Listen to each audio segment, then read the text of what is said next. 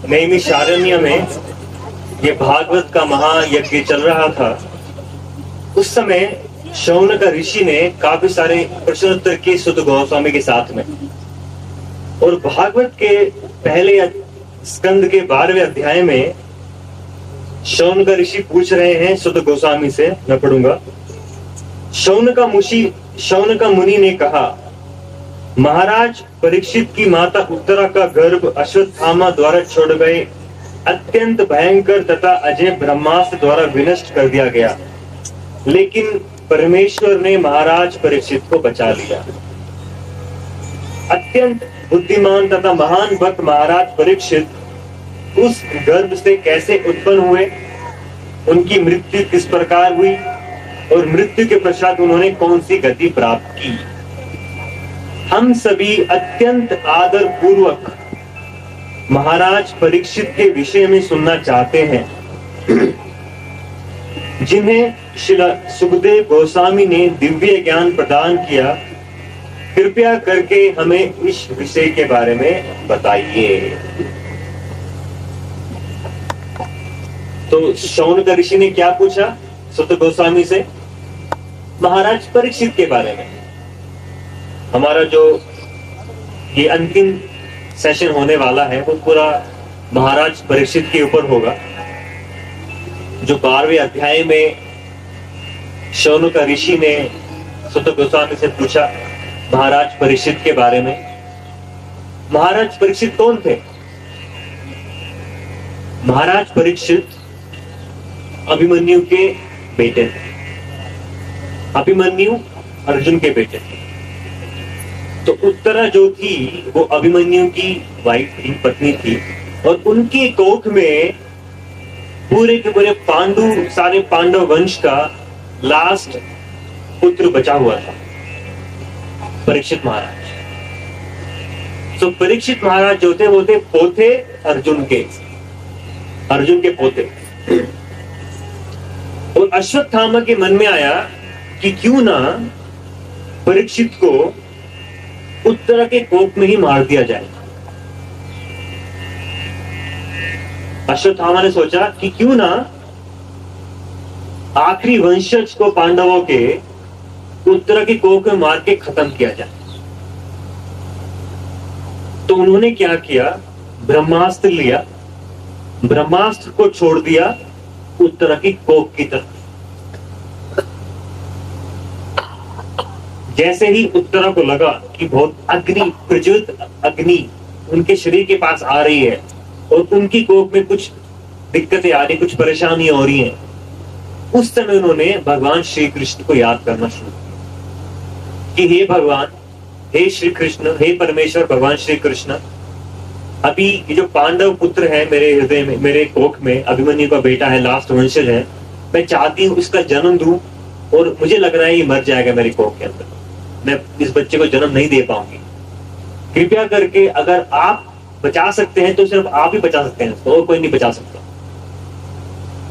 तो कई बार जब भी प्रेगनेंसी की दिक्कतें आती हैं, बताया जाता है कि उत्तर की वो प्रार्थनाएं भगवान श्री कृष्ण को पढ़नी चाहिए किसी भी माँ और बहन और माता जी को, जिनकी कोई दिक्कत आए उनके प्रेगनेंसी में। तो उस समय जैसे ही उन्होंने इस प्रकार प्रार्थना की तो भगवान श्री कृष्ण स्वयं उत्तरा की कोख में चले गए।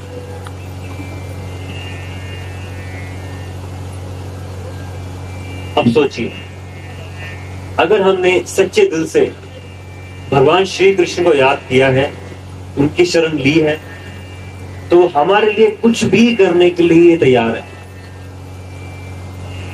उत्तरा के कोख में जाने के लिए भी तैयार है। जब भगवान श्री कृष्ण उत्तरा के कोख में जा रहे थे तो वर्णन दिया हुआ कि वो किस प्रकार लग रहे थे।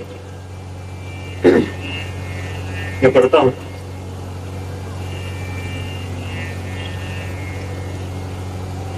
ब्रह्मास्त्र के ज्वलंत ताप से पीड़ित थे, तब महाराज परीक्षित ने अपने पेट में, अपनी मां की पेट में परमेश्वर को अपनी ओर आते देखा। वो श्री भगवान मात्र अंगूठा भर ऊंचे थे। वो परमात्मा का वर्णन कर रहे हैं। बताया जाता है कि भागवत में लिखा है और भागवत गीता में लिखा हुआ है कि भगवान श्री कृष्ण अपने विष्णु रूप में सब जीव के हृदय में स्थित है और उनका साइज भी दिया हुआ है। साइज कितना है? अंगूठा मात्र, अंगूठा मात्र भरूचे, किंतु वे पूर्णतः दिव्य। उनका शरीर अत्यंत सुंदर श्याम वर्ण तथा अच्युत था और उनका वस्त्र बिजली के समान चमचमाता पीत वर्ण का तथा उनका मुकुट द्विपायन सोना था। बालक ने उन्हें इस रूप में देखा। श्री भगवान चार भुजाओं, सोने के कुंडलों तथा क्रोध से रक्त लाल नेत्रों से सुशोभित थे। जब वे चारों ओर घूम रहे थे तब उनकी गदा उनके चारों ओर गिरते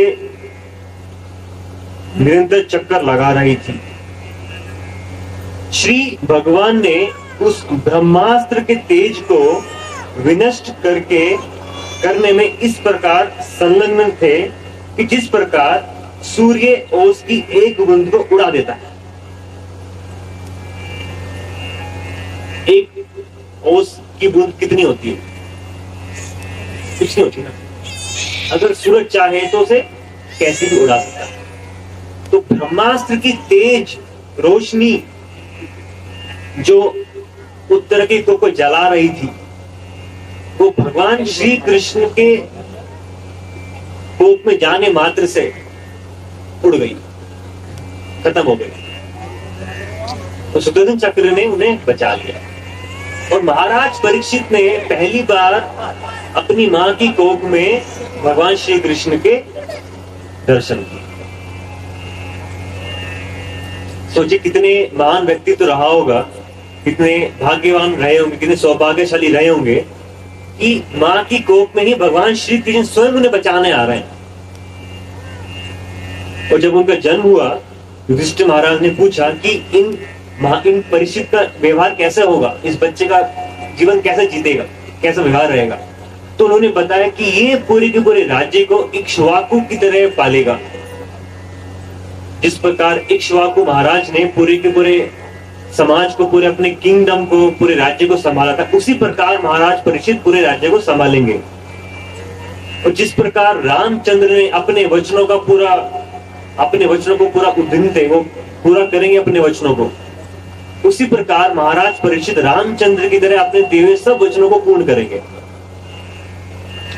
और वो अर्जुन की तरह, जिस प्रकार अर्जुन बलशाली महान योद्धा थे, इसी प्रकार महाराज परीक्षित भी अपने दादा जैसे ही वॉरियर बनेंगे।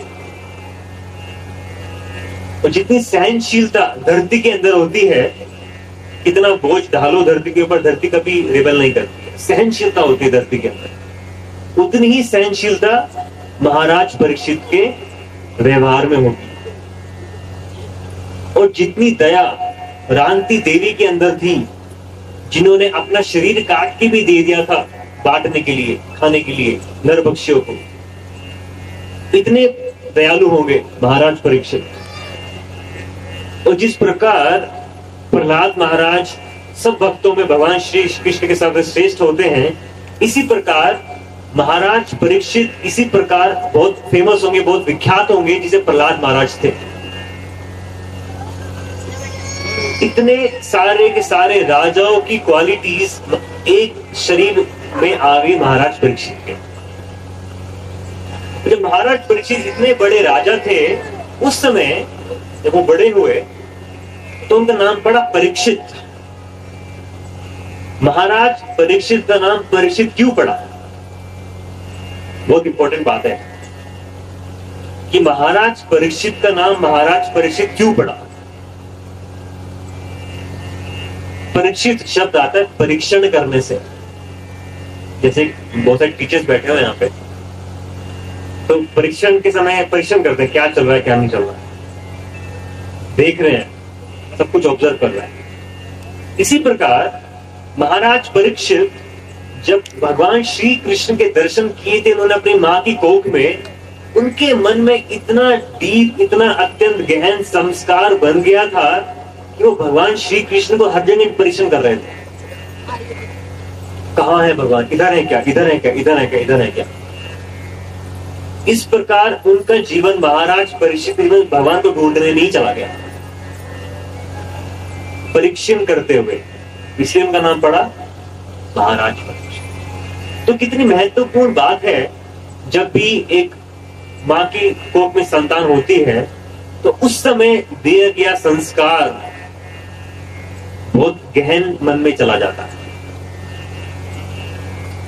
जिस प्रकार महाराज परीक्षित को क्या संस्कार मिला, भगवान कृष्ण के दर्शन करने का, इसलिए वो भगवान श्री कृष्ण को ही ढूंढते रहे पूरी जिंदगी भर।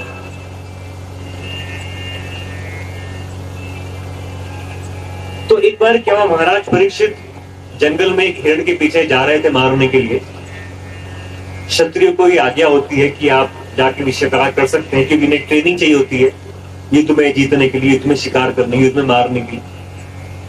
जब वो हिरण का शिकार कर रहे थे तो वो थक हार गए, बहुत परेशान हो गए, प्यासे थे, भूखे थे, काफी टाइम से इस हिरण के पीछे भाग रहे हैं लेकिन कुछ हो नहीं रहा।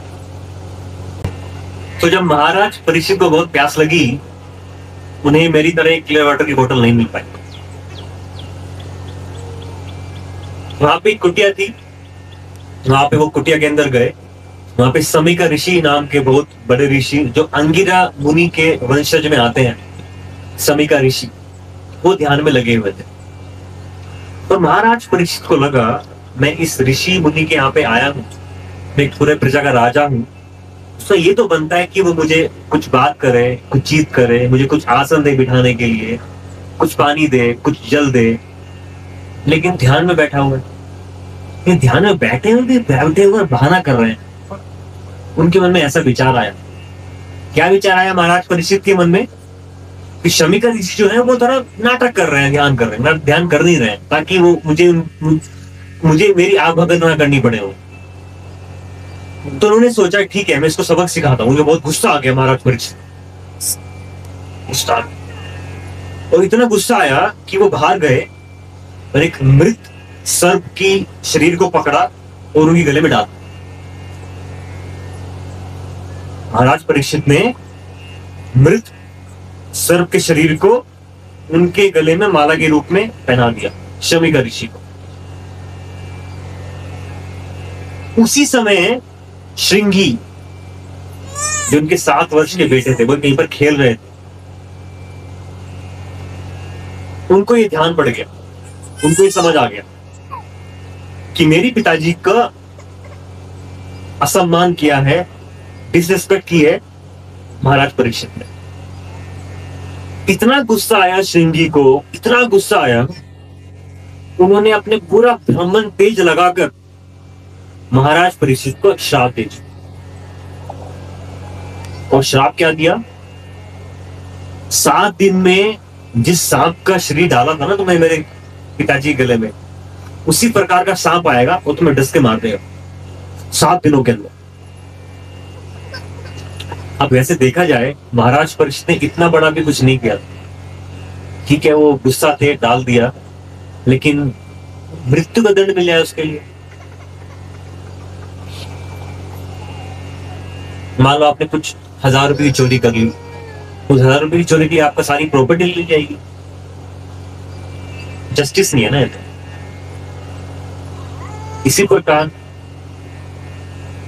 लेकिन महाराज परीक्षित के मन में क्या चल रहा था, जब वो वहां से गए, उनके मन में चिंतन चल रहा। चिंतन क्या चल रहा था, मैंने गलत कर दिया, मुझे ऐसा नहीं करना चाहिए था। तो इनके अंदर पश्चाताप की भावनाएं आने लगी। इसे बोलते हैं महान व्यक्तित्व का एक लक्षण। अगर वो गलती कर भी दें, गलती सभी करते हैं, हम गलती के पुतले हैं, लेकिन उनका आत्मचिंतन चलता रहता है। गलती करने के बाद जैसे व्यास देव को चिंतन चल रहा था कि मैंने क्या गलती करी है, अपने आप को सुधारा जाए, उसी प्रकार महाराज परीक्षित को भी अपने मन में एक गलती का महसूस हुई, मुझे ऐसा नहीं करना चाहिए। क्या पता वो असलियत में ध्यान कर रहे हो, लेकिन उस समय गुस्से में हो गया। श्रृंगी ने ये किया, उनको 7 दिन में मरने का श्राप दे दिया, ये बोलते हैं शास्त्रों में कि उस समय अपने ब्राह्मण तेजस को गलत तरीके से प्रयोग करके उन्होंने महाराज परीक्षित को दंड दिया, और उसी समय से सारे ब्राह्मण जाति का पतन होना शुरू हो गया।